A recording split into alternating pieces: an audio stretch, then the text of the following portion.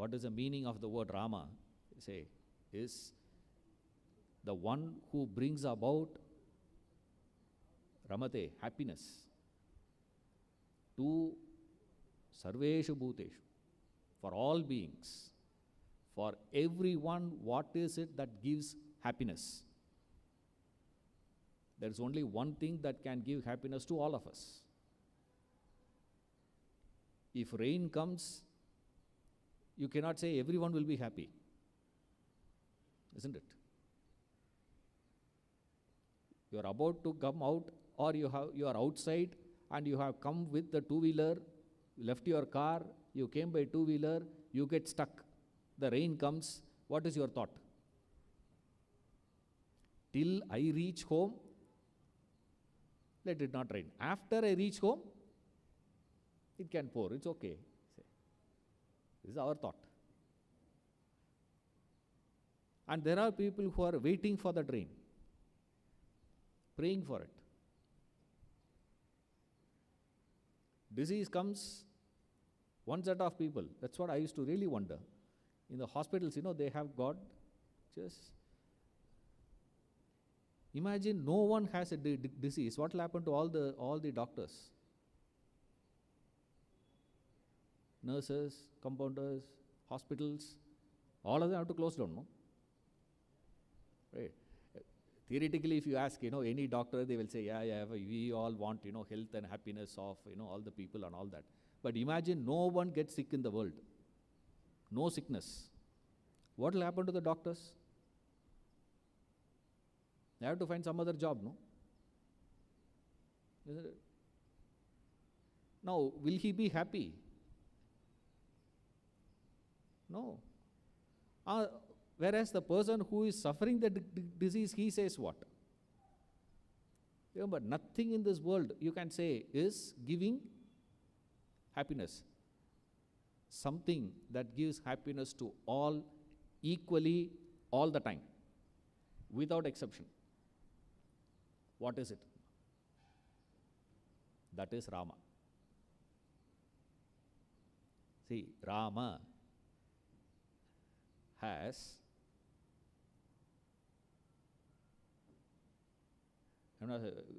we are getting into little, serious, okay? We started off with a small story, and now we are slowly getting into the seriousness, because you're all fresh. After about 10-15 minutes, things will get loosened up. Don't worry, okay? Now little you have to stay with. Ra plus A plus Ma, 3 put together is Rama. Ra, A, M, Ram. When we say, we call it as Rama, okay? Now these 3 aksharas, the sound, represents 3 things. Ra, I'm not going into the derivations and all that. I'm just stating it, take it and go. Ra represents fire. A is sun. Ma, is moon. So, fire, sun, moon. What are they? Natural light, borrowed light, created light. Sun, natural light. It is inherent in sun. Moon borrows the sunlight and gives. Fire, created. Right? All 3 are light. All forms of light. And light represents knowledge, understanding. So what is Rama? Rama is all possibilities of knowledge. Jnana Swarupi. That's why it is known as Atma Rama, representing the pure consciousness, known as Atman or Brahman in philosophy. So what is Rama? When you see the picture, you see that vigraha, or you get that sound, the Rama sound, but what your understanding should be is, it is the self, Atman, Brahman, God, spirit, soul, so many words you can use. All this means one and the same thing. Light and darkness represents two things. Light represents knowledge, jnanam. Darkness represents ignorance, ajnanam, avidya. Now, what vidya does, then you can appreciate Rama better. You see, I repeat. Rama means light. All lights, including the created light, like these things. Okay, fire includes all these lights also. Knowledge. And opposite of light is darkness, which is ignorance. Knowledge, ignorance. What ignorance can do, what darkness can do, what it doesn't do, what it cannot do. If there is no light, the sofas will be there. You switch off the lights, when the darkness comes, when the power goes off, it's clouded, no light at all, you can't see anything in the ground. Doesn't mean the sofa is destroyed. Sofa will be there, but it is not visible. Right? So darkness doesn't destroy, darkness veils, covers it. Right, as it were. What does light do then? Light, you switch on the light, doesn't mean the sofas got created. No, sofas were there. Right, the carpet was there, sofa was there. When you switch on the light, that sofa, the carpet, all becomes visible. Right. Light did not create sofa, it made sofa visible. It only reveals the presence of sofa, carpet, etc. So, light did not create sofa, it only exposed whatever is there. Darkness did not destroy, darkness veils, covered whatever is there. So ignorance does what? Ignorance doesn't destroy anything. Ignorance means something is there, but you are not able to see it. So knowledge means what? Knowledge means only one thing. Remember, it's not information. Knowledge is not information. Knowledge means jnanam. When we say, it means ability to know, understand a thing as it is. That's called jnanam. When you see things as it is jnanam. Ajnanam is what? Not able to see things as it is. Right? You see something, a famous example they give is rope and snake. I'm not going to explain the rope and snake example and all that. Rope is there, but you are not seeing the rope as rope. Therefore, something happens. It doesn't matter. After that, what happens is secondary. First thing is what? If you see the rope as rope, no problems. If you don't see rope as rope, then other things happen. Seeing rope as rope is equal to jnanam. Ajnanam is what then? Not seeing rope as rope. When you are not seeing rope as rope, there is always a possibility of seeing it as something else. This is not knowledge. What is Rama representing, sir? Rama represents the consciousness which enlivens everything. So anytime you see Rama, you see there, but you should be able to understand it's here. Exactly like a mirror. You see there, but you shave here. Isn't it? You see beard there, but the shaving is not done on the mirror. You do it here. Same way. Remember, when you see that Vigraha, your focus should go where? That is why naturally what we do when you go to the temples and all that is you go and stand in front of the Sanctum Sanctorum. You keep shouting and waiting in that queue for 5 hours. Tirupati, if you go, no, you have to wait there for hours together. When they will open the gate, we don't know. Suddenly they'll open the gate and you rush and you run and you stand in that queue and say, Govinda, Govinda, Govinda, Govinda. I want to see, you want to see, you want to see, you want to see. And you go near that Sanctum Sanctorum. Before you see, what you do there? Close your eyes. And the fellow says, Jargandi. As you come out.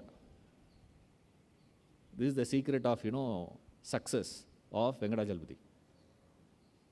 Again you go, stand in the queue and do what? That is why in the, the Orthodox temples, if you see, when they do that Mangalarati, there will be the assistant of the priest will be standing there and shouting to people that Arati is being shown, see. Arati is being shown, see. Say, keep seeing, keep seeing. Don't forget to see the deity. So you are supposed to stand there and have that vision of the deity, and then what you do? Go back and sit in the prahara. You're asked to sit there in the temple for some time and then go home. You say that's the traditional way of visiting temple. You go, have the darshan, and then what you do? Usually the Sanctum Sanctorum will be dark. The deity is also dark. There's no light. That's why it is called as garbhagriha. It's garbha, it's womb. Why? Beautiful name they have given. These names itself is fascinating. What enters the womb and what comes out of the womb, no connection. Unbelievable. What enters the womb is just the sperm enters. But what comes out? Full-grown baby. Can you believe that and this is same? We can think of miracles. I say this is the greatest miracle. What enters and what comes out, that's called womb. Womb alone has that potential to transform. That's why it is called as garbhagriha. It is garbha. You go there, see, you come out as what? A totally transformed personality. That can come only when you have the right vision. Who is going to give the right vision? You can get that vision only when there is light. That light is Rama. That's a pure consciousness. Such a pure conscious being can take birth. Where? It's amazing one. Huh? Rama,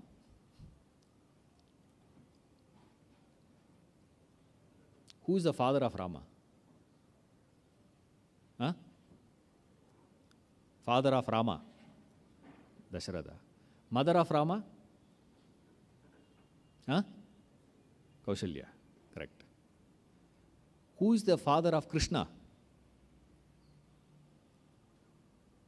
Sir, suddenly why are you jumping from Ramayana to Bhagavatam? We keep jumping like that. Father of Krishna, Vasudeva. You all can hear me, not because of my voice, because mic. Okay, so I can just speak. You people have to scream, only then I can hear. Devaki, correct. Father of Krishna, Vasudeva. Mother of Krishna, Devaki. Right? Who is the father of Sita? Janaka. Who is the mother of Sita? Who is mother of Sita? Sunaina is not her mother, stepmother. That is why I asked about Krishna. You did not say Yashoda, no? You said who? Devaki. Who is Sita's mother? No mother. You know that? There is no mother for Sita.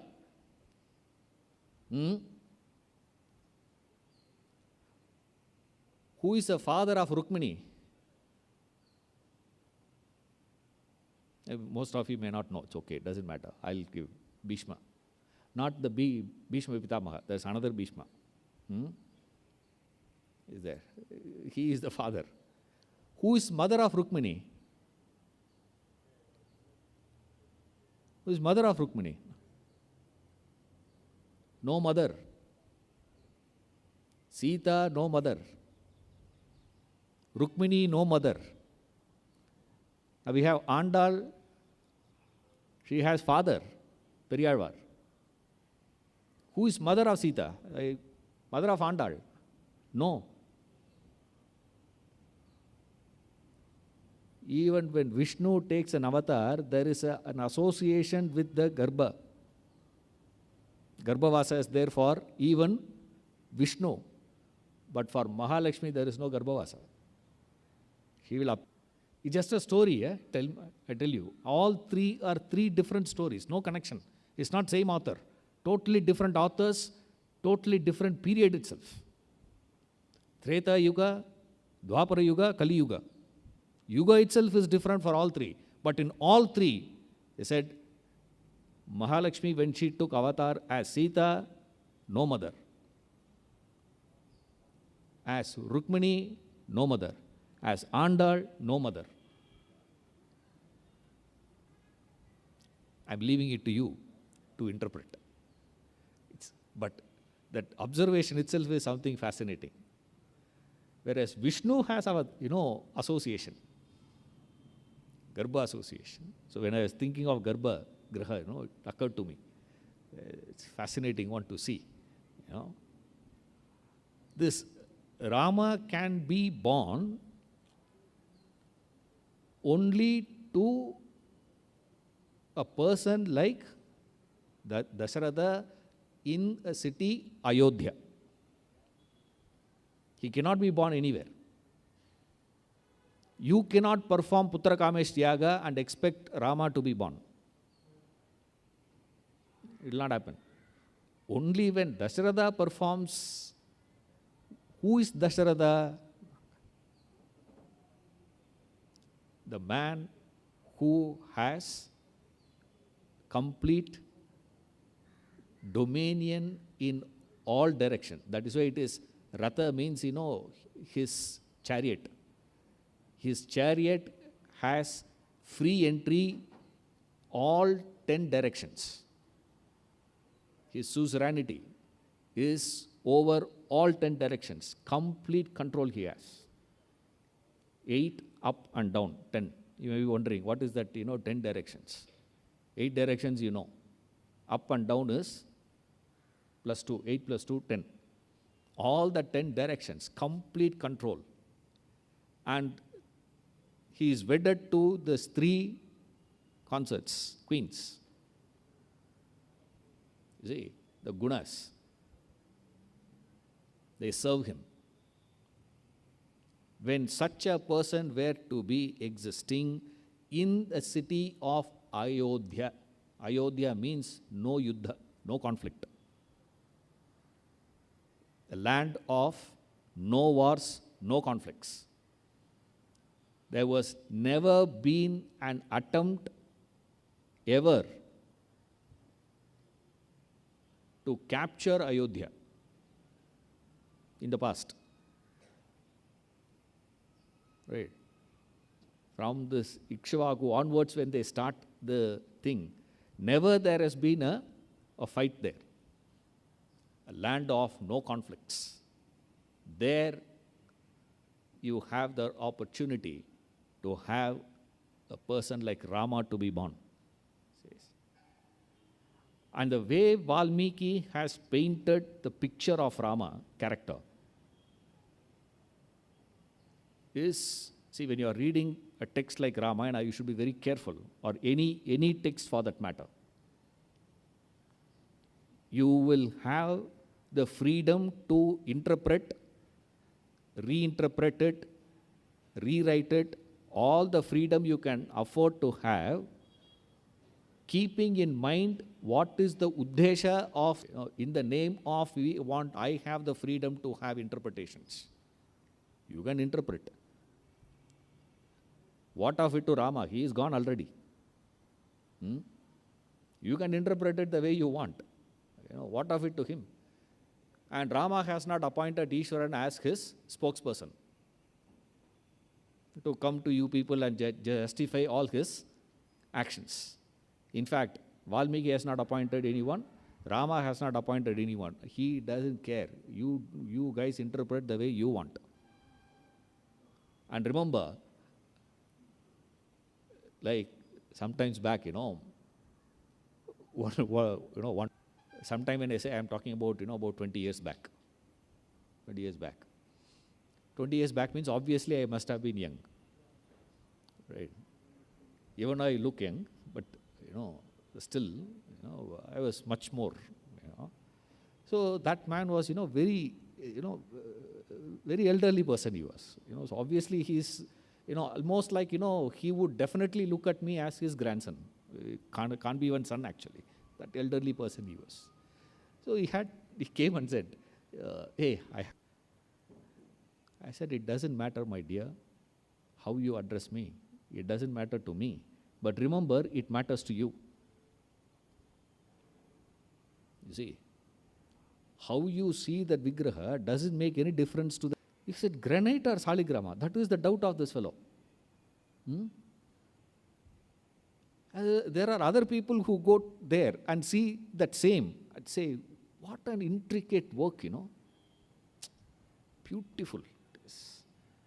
Many times I wonder, like this Varadaraja Perumal Koil, when I went first time, I read the pasurams and all that. The poetic expressions of, the devotees, I read that. I got so inspired, I told my, parents, I want to go Kanchipuram, I want to visit, forced. So I went there. I saw the deity there. Honestly, I tell you, I could not believe, looking at this, they wrote that. I just couldn't believe. Be honest, they said. I went back and told the person, who was teaching. He was giving lectures like this in the temple where we were just, staying closer. The temple, he was coming for the lectures there, to give. Like this only, about, even about 20 of us also will not be there actually. Only about, 10 or so would be there. And in that, he will come and amazing disposition. If you see, if you people say that, you are speaking well, it's not even, 1% of what he was. That man, my God, what exposition on this Bhagavatam, and this is amazing. It's like, So he used to, I went and I told him, after hearing your lecture, I went there. You tell me honestly, seeing that deity only he wrote? Or because when I saw, nothing happened to me. When he sees something, that's where he told me, It's not there, man. It is here. You must have it. If you are not having that in you, doesn't matter what is there. Another fellow will come and say it is beautiful vigraha, architectural beauty. You go and see. There are people who go and see the divinity. One fellow sees the stone, another person sees the sculptural beauty, another person sees the divinity. What is there is the same. But remember, it's not what is there, it's what is here. So I told that man, it doesn't matter what you call me, man. It will not make any difference to me. But remember, it will make a difference to you. You can call me, Dai Ishvara, come here. I don't mind. I will turn. Because you call Ishvara, I will turn. You can call me Mr. Ishwaran also. You can call me Sir. You can call me Swamiji. You can call me whatever way you want. I don't care. It doesn't affect me. But remember, it will make a difference to you. The difference, if you want, the transformation had to happen. You need to be living a life of Dasharatha in the city of Ayodhya. He was born. And that pure consciousness which is born there, if it had to transact with the world, if he had to make a king to govern the world, he has to be wedded to Sita. You see, not before. He has to be wedded to Sita. Now, the wedding of Sita represents the mind. That's why you will never know the source. Andal, they never had mother. The source you can never find. The father also, only mother has to say, he is father. Otherwise you will not know. So if you don't know mother, you cannot know father also. There's no source. Source for your individuality, your personality, your mind is not known. So when that pure consciousness combines with the mind, then only it is ready for transactions. Otherwise it's not ready for transactions. That's what the connection is. The mind which is wedded to the consciousness, the self, Atma Rama, as long as it is focusing on Rama, it makes no difference whether you are in the palace or you are in the forest. She was happy. Doesn't make any difference. His palace also doesn't make any difference. Forest also doesn't make any difference, because the entire focus of Sita was on Rama. So long as the focus was there, the forest or the palace makes no difference. But then the mind by nature is very difficult for that mind to maintain that association with the higher for a long duration. Not possible. You see, somewhere down the line, the mind will get associated with the lower. All that requires is what? Mullah Nazruddin, he establishes it beautifully. He says, all the morals and ethics that we talk about is just a question of opportunity and price. If you say, if I were to tell you people, in my life I have never taken a bribe, which is true, I have not taken bribe from anyone. What does it mean? First question you should ask is what? Who is going to offer you bribe? Unless you people bribe me, I will not explain, Valivada to you. You will say what? Get lost. None of you are going to come and offer me bribe. Under the table I'll give you little extra. Give me extra little points. Nothing you will get. Why? Because in my job, I don't require to, no one is going to come and offer me. There's no opportunity. Whereas a person who is working in the government office, a peon were to say that I have not taken a bribe, he is far superior to Ishwaran. Why? There is an opportunity. So all that we talk about as morals and ethics and values and all that is just what? Only two things, opportunity and price. You have not got enough opportunity or you haven't got any price for that. That's all it is. Sometimes your price is, if someone were to come and tell me, I'll give you 10,000 rupees, will you? I get out. Suddenly one fellow comes, I'll give you 10 crores. I will say, buy one, get 3 offer. 4 lies I am willing to say, I will say. Hey, 10 crores is a lot of money. There may be another person who says 10 crores is nothing. 10 crores is nothing. It's, no. I will say no. He may say what, 100 crores. Now, each one of us have got our own levels, remember. Similarly, the mind which is focusing on Rama, which is turned towards the higher, focused, the moment it sees the temptation, the enchanting world represented by that golden deer, it just comes and plays around with it. Beautiful that is. You see, in the Gita, Krishna explains how the fall happens for human beings. The fall of a human being. Dhyayato vishayan pumsa sangasteshu bhajayate sangat sanjayate kamaha kama krodot bhijayate krodat bhavati sammoha sammohat smriti vibhrama smrtir brahmshat buddhinasha buddhinashat pranashati. Complete destruction. So all that starts with what? Dhyayata. Dhyayato vishayan pumsa.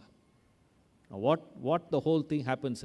The whole fall happens with what? Your Vishaya Dhyana. You are just musing. You are playing about with things. That's exactly what we see presented there. That's why they say this Itihasas and Puranas were considered traditionally as the magnifying glass of the Vedas. It's a magnifying glass. You see, because the Vedic teachings and injunctions and the things were so cryptic. It's difficult for us to understand. It will just say, Dharmanchara, Satyam Vada. What is Dharma? What is Satyam?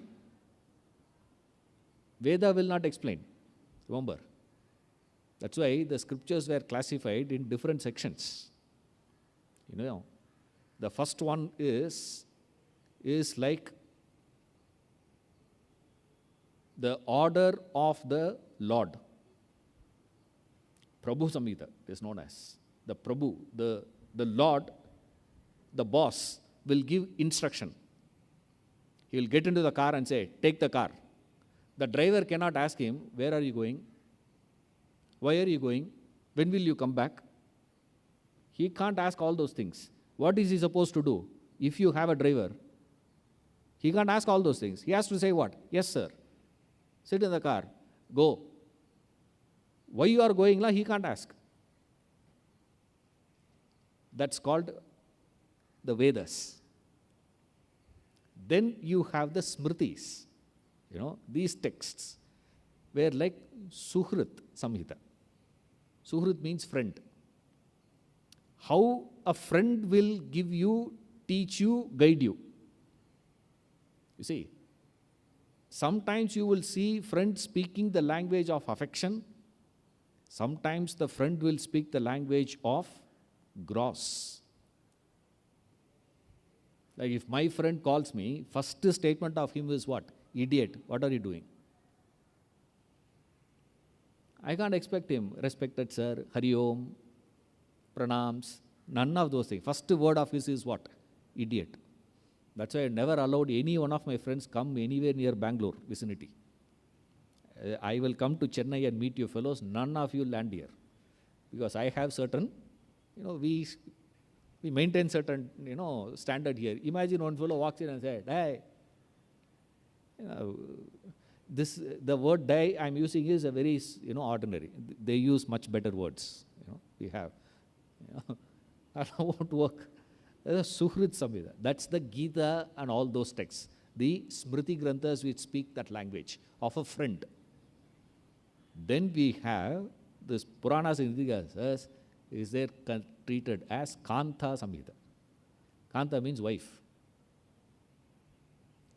Those days. Because these days, wife, Prabhu, no difference. Today we can't use that term, but then traditionally that's what it is. Kanta Samhita. Kanta Samhita means how the wife will speak.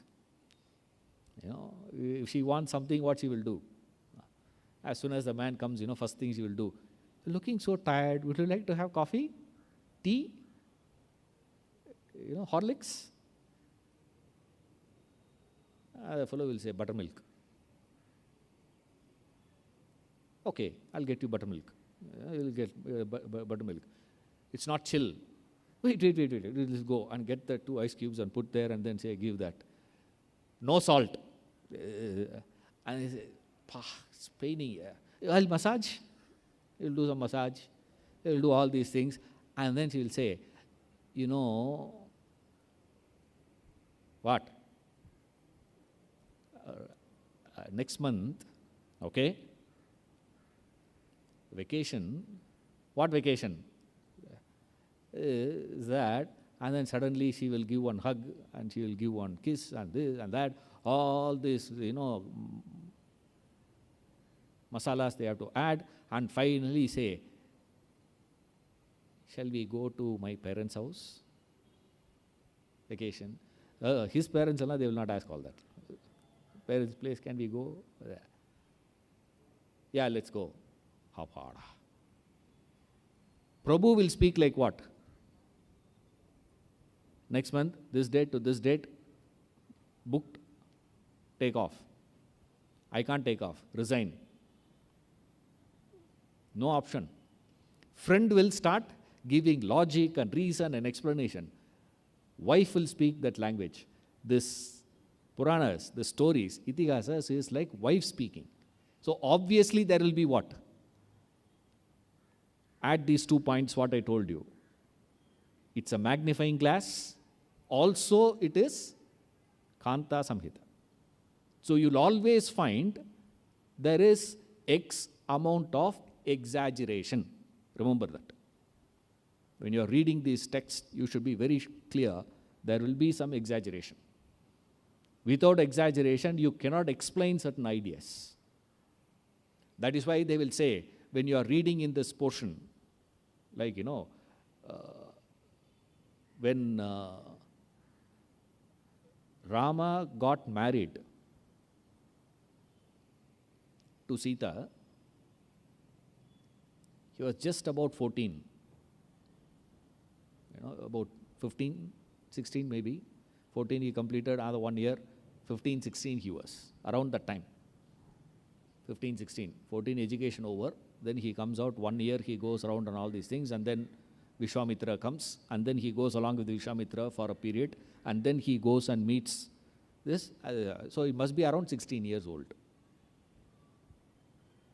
Sita was just about 6 or 8. Add. Right. It was around that age. And Janaka, there is no Swayamvara and all that, remember. Sita, Swayamvara did not happen for Sita. Right. Janaka was performing a yajna. And the rishis were going. And they meet Vishwamitra after he has completed his yajna. They see him. And they say, we are all going to Mithila to see Janaka's yajna. And Vishwamitra tells Rama and Lakshmana, let us also go. Vishwamitra is a rishi. Brahma rishi. And who are all going? All rishis are going. Who are these 2 fellows? Prince. Kshatriya, yes, they were. Now, if Vishwamitra were to tell Rama and Lakshmana, let us also go for this, Rama, Lakshmana will say what? Yajna, fantastic sir, you go, we will go to Ayodhya. That is not what Vishwamitra says. Vishwamitra tells Rama, you see, this Janaka has a bow, supposed to be very powerful one. You should see that. So he is taking Rama to Mithila for what? To have the darshan of the bow, that's all. That's what he tells him. You see that, you will be interested. Because Rama is interested in astras and shastras and all these things, obviously he'll be interested. Then they go there.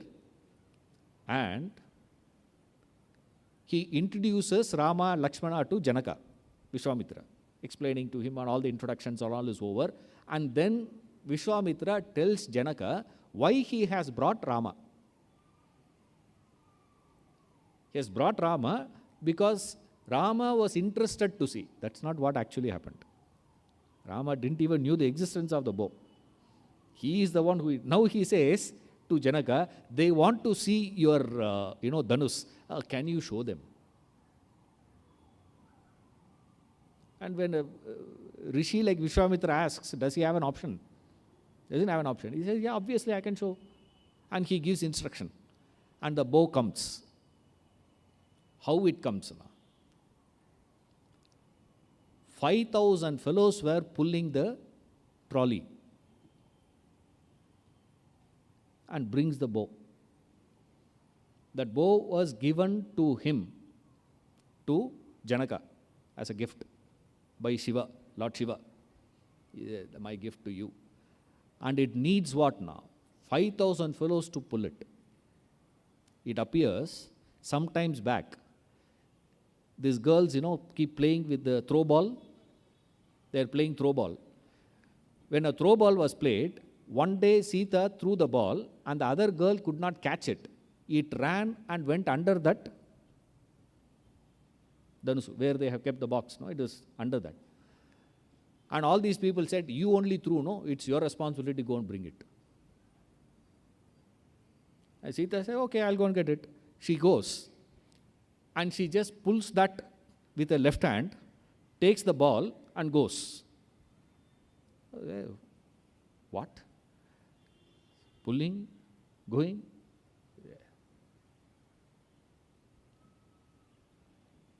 What is going on, he says. Went. This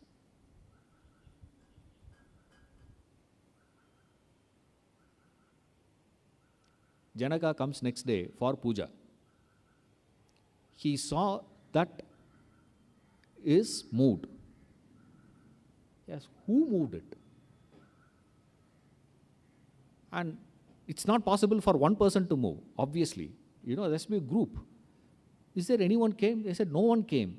Only once, we saw Sita entering and she came out. So, Sita, he called her. What did you do? They said, no, Papa. We were playing, throw ball. The ball went under. They told I have to go and bring it. So I moved it and brought. You moved it? Yes. What did I tell you? When you take something, you should put back in that place. Put it back. Janaka's worry was, did she do it? Because he can't believe. Right? And she said, okay, sorry, Papa. She moved and she went away. 6-year-old. And Janaka didn't know what to do now. Imagine who is going to marry her. Imagine after the wedding, and the fellow comes and stands, and this girl says, move, no. They are going somewhere. She says, just move a bit. And she pushes that fellow, he flies off. Her husband, what will happen? So obviously, he needs a boy who is equal to the strength of this girl. Janaka said, I don't think anyone is going to. So the test has to be what? Anyone who is able to lift it, right, and tie. The one who can do that alone can get married because he cannot put anyone else. It's not his issue. And if this marriage is not happening, what will happen? Something wrong. People will start talking about Janaka is not a good father or something wrong with Sita. Look at the complication of his life. Poor fellow. And suddenly he sees Rama and Lakshmana coming to his court with Vishwamitra. And they say, we want to see that. He said, you want to see? No? Go. Says. And Rama goes. And he says, can I touch? First thing, you got to imagine he is just 16. Huh? Obviously, if you see a fellow who knows driving, and if you are having BMW 7 Series, right? Yeah, the fellow will say what? First thing he will ask is what? You see that car? Yes, of course. Can I sit inside? First question you will ask is what? Can we see inside? Correct? Next question you will ask is what? One round? Obviously. That's all he is also asking. He says, can I go for a round? He says, yes, of course you can. Before people could even realize what's happening, no one saw the time gap between the lifting and the breaking of the bow. 5,000 people. Is it human? It's humanly not. That's called exaggeration. Remember, 5,000 people coming and lifting. All that you have to understand is what? You don't keep counting who are that 5,000. All that 5,000 will be like Ishwaran, or all the 5,000 will be like Arnold. This is the analysis going on today. There will be X amount of exaggeration. That's called poetry. That's why it is called kavi. All poets does have this exaggeration, and that exaggeration is necessary for who? Like some of us, you would have seen, people read newspaper with the lens. Have you seen? I had one old man near our house, he would read that newspaper with the lens. Why? Because the font is so small, it's not visible. Similarly, for those who cannot connect to the message of the Vedas, which is so subtle, for them, it's a necessity to have the lens of the Puranas. This Ramayana, Mahabharata, this Bhagavatam, this Vishnu Purana, all these stories and etc. needs to be magnified, and in any magnification, there will be X amount of exaggeration. That's called a magnification. Now, you cannot say, you have to state the facts without any exaggeration. Then it's not poetry. Now, poetry means that. Remember, Ramayana, VALMIKI, we say Adi Kavi. It's poetry.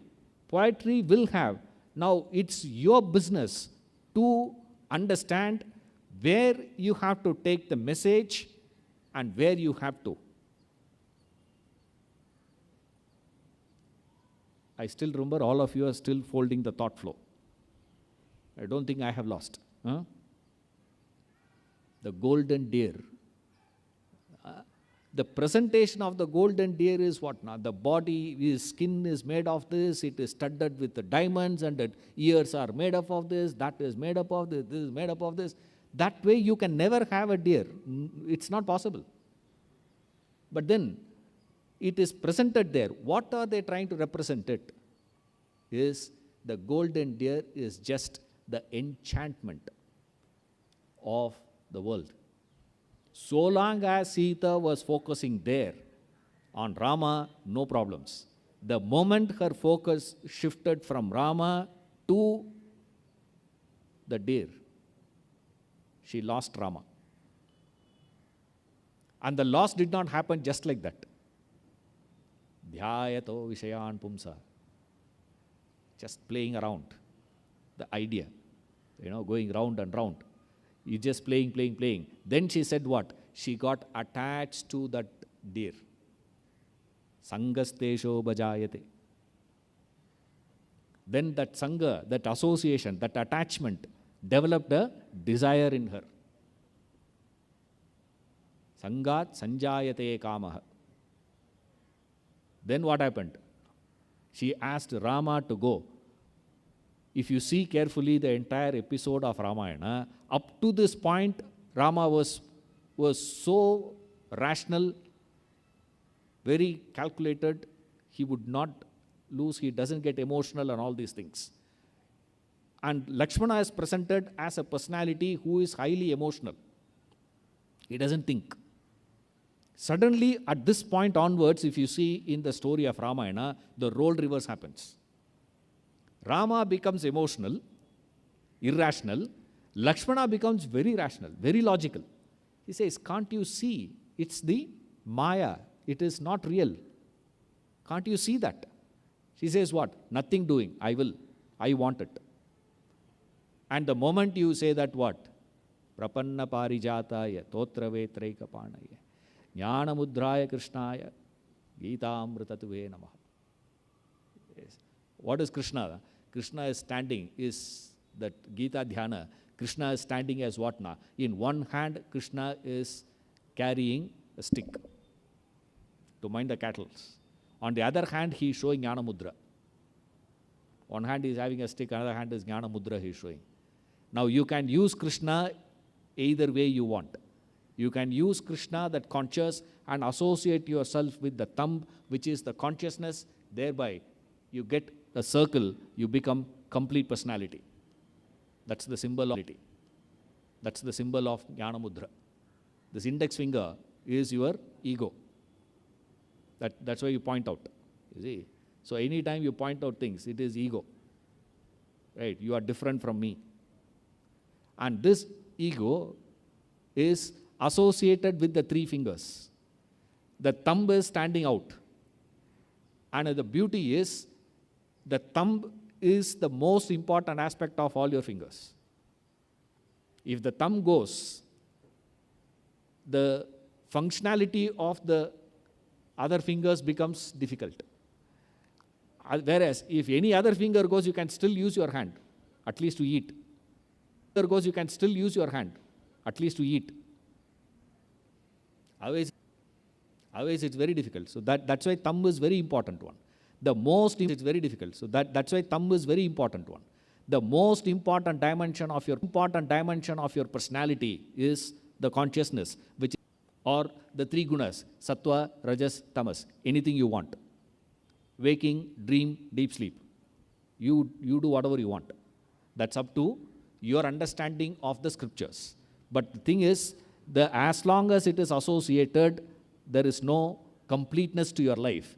The moment this ego disassociates itself from the body, mind, and intellect and associates with the self, you get a perfect circle. Complete. Your life gets completion. Purnatvam is achieved. You can use Krishna for that also. Krishna, Rama, same. So long as Sita was keeping this Purnatvam, now what has happened? She wanted to use Rama for this purpose. She says, go and get the deer for me. Rama says what? Rama will not resist. He'll say, okay, he will go. But the problem is what? The problem is for the mind.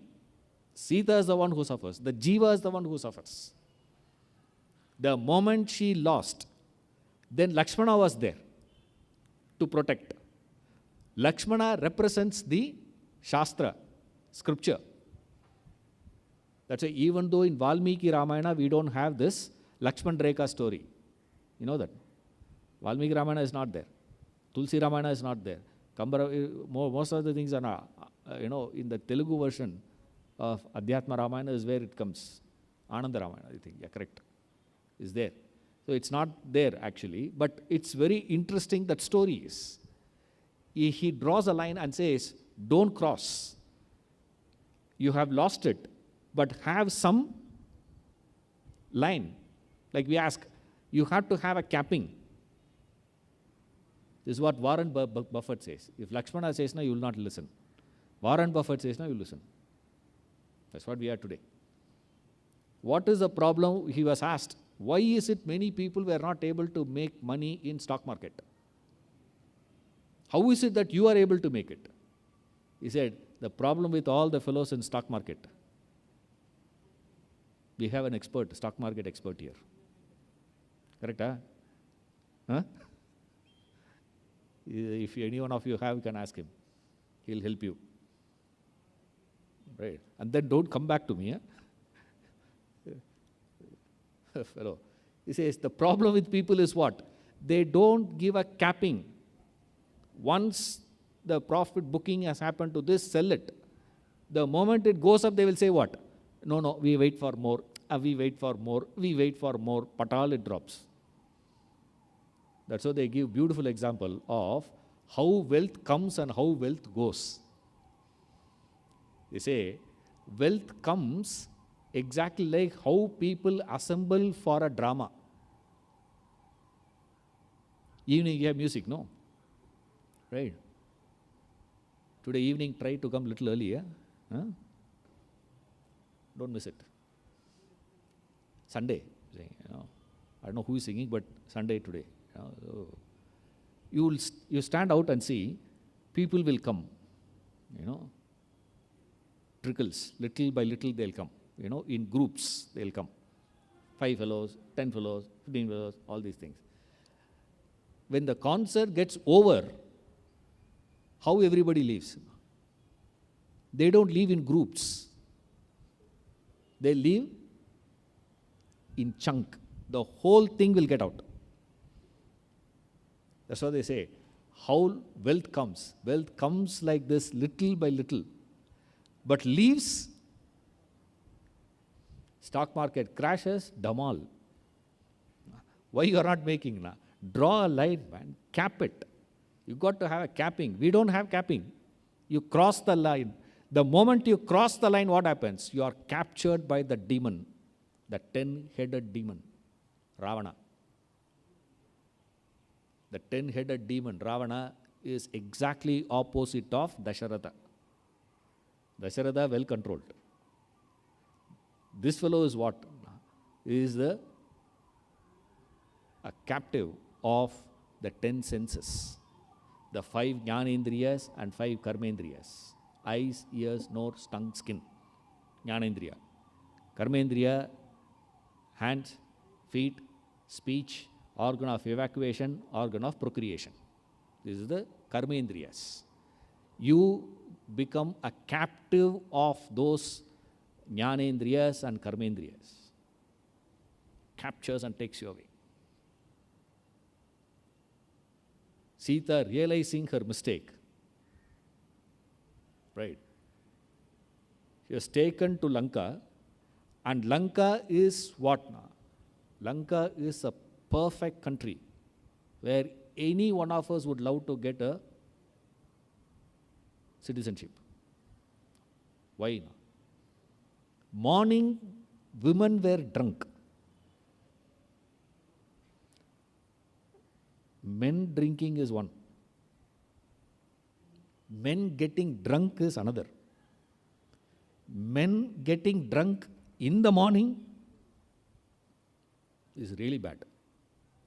Men getting drunk and women getting drunk in the evening is really bad.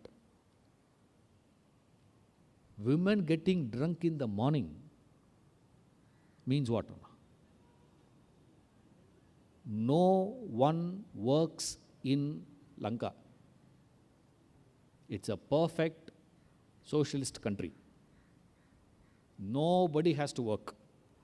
Everything will be provided by the state. Why? So much of wealth is there in that state. And all those fellows, come to borrow from, Ravana. Need some loan, they'll come. You need something to get approval, they'll come. So their payments coming from all the states in the world. Every country is paying to those fellows. Therefore, no one has to do anything. So when you don't have to do anything, what will you do? Indulge. The height of indulgence is what is represented there by saying, women get drunk in the morning. Don't think literally, women drinking. What is your problem? I don't have a problem. Okay, you want to drink, you drink. That's your issue. I'm only explaining what is presented there, what it means. It means it is complete. When even though she was taken into such indulgence possibility, Sita chose not to enter Lanka. She was staying in a separate place. Beautiful name, Ashokavana. Shoka, sorrow. Ashoka, no sorrow. She sat there and she was doing penance to get back to Rama. So even though she was captured, she realized that she has made a mistake. The individuality, the jiva, has understood. So what is the jiva doing now? The jiva gets into this position. This is one side of the story. Then when she was doing such tapas in Ashokavana, where there is no sign of anything happening, suicidal. Her frustration grew to such an extent where she was about to commit suicide. There comes a person. That's Hanuman. Hanuman represents in Ramayana a guru. A guru is one who unites the Jivatma and Paramatma. He is the link. And Hanuman had been a link. And wherever you see Hanuman's appearance, there is only one thing you will find, that is auspiciousness. Everything is auspicious after he comes. Something amazing character. Anywhere. But for the presence of a personality like Hanuman, Sugriva would have committed suicide long time back. The torture given by Vali, it kept him going. And then he is the one who assisted Rama and Sugriva to meet. He protected Sugriva. He gave a connection of Sugriva to Rama. And he is the one who connected Vibhishana to Rama. He is the one who assisted Sita to Rama, Rama to Sita. Oh, what service a person can do like that. That's Guru. A Guru is one who helps you to get united with that. And if Rama, on the other hand, it's not that he is keeping quiet. Now the story changes here. Now Rama is no longer Atma Rama.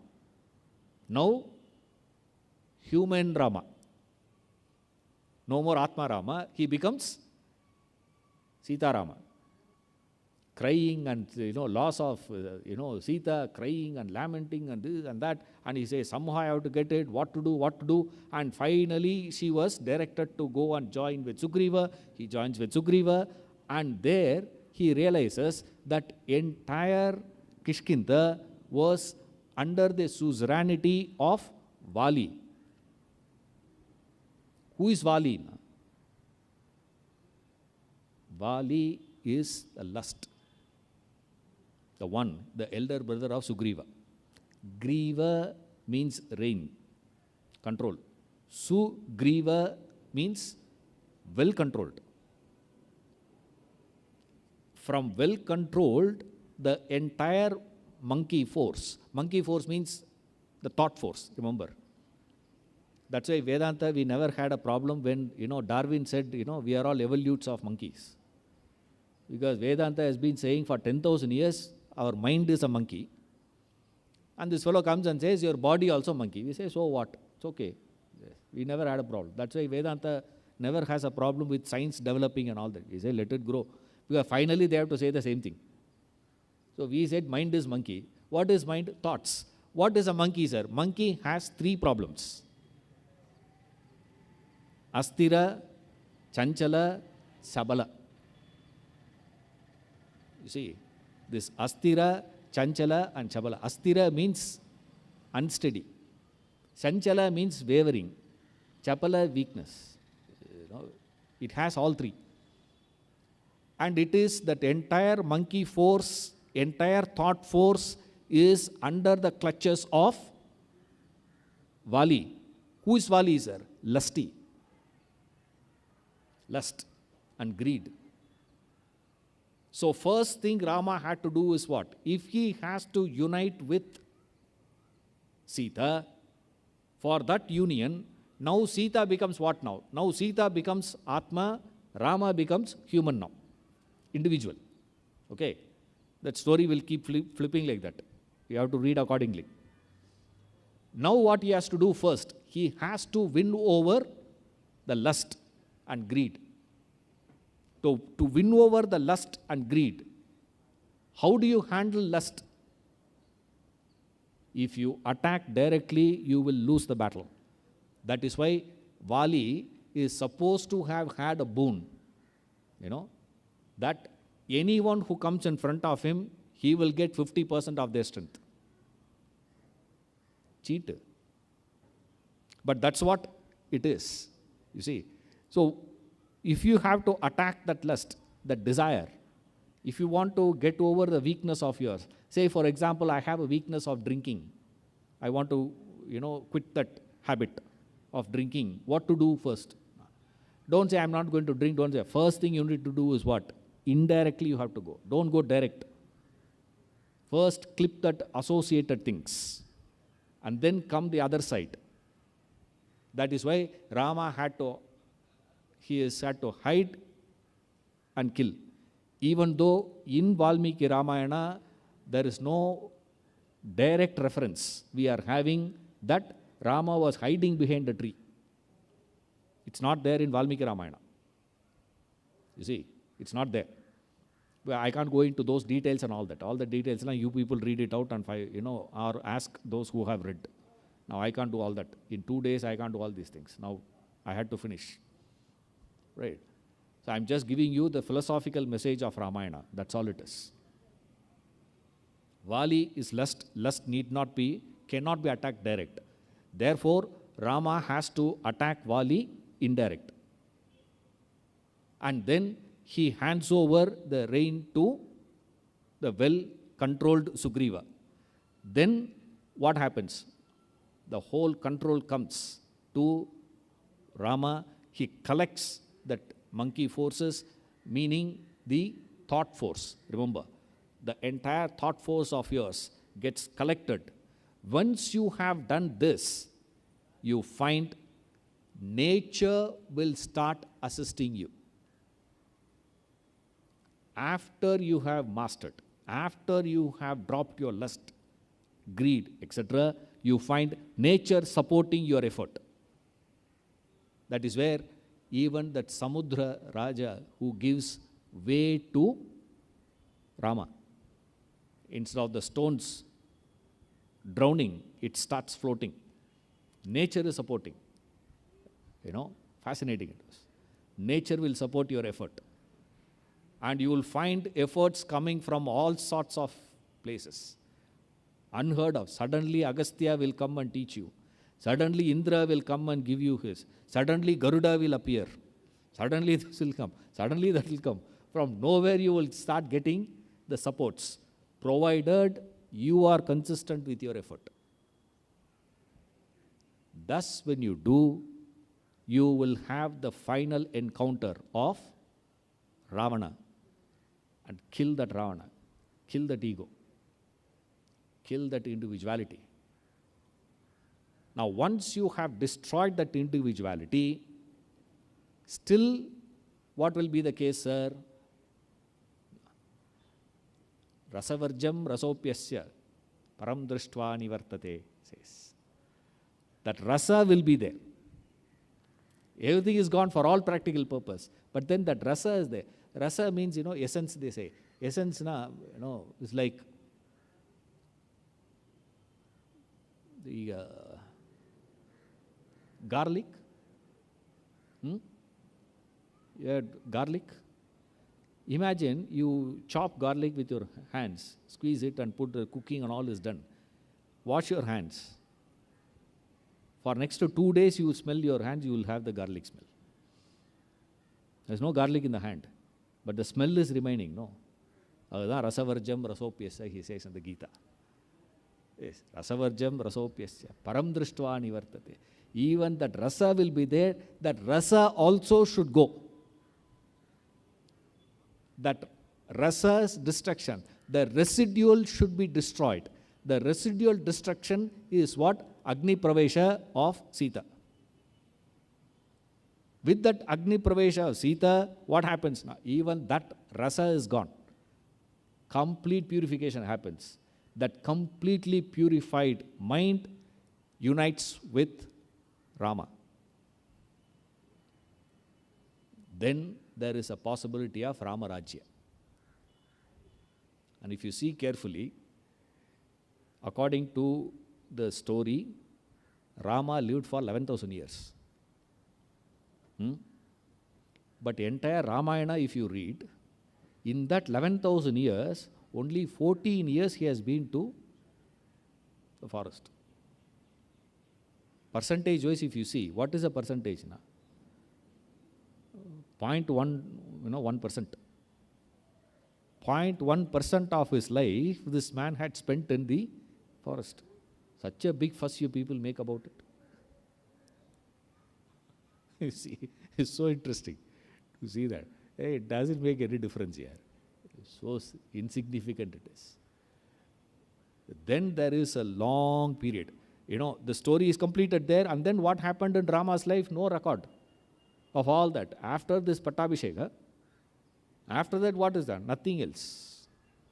You see, so that is the entire Ramayana for you.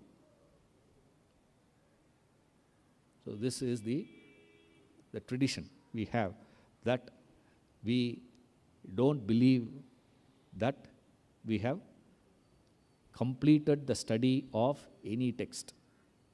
Any text, we don't see that we have completed the study. We believe that we are only beginning. So now what you are supposed to do is go back and start reading Ramayana now. So as a practice, we do the first sloka of Ramayana. Right? Tapaswadhyaya niradam, tapasvi vagvidamvaram, naradam paripapracha, Valmiki Munipungava. This is a story. Let Rama, his name, be there in all our hearts. Thank you.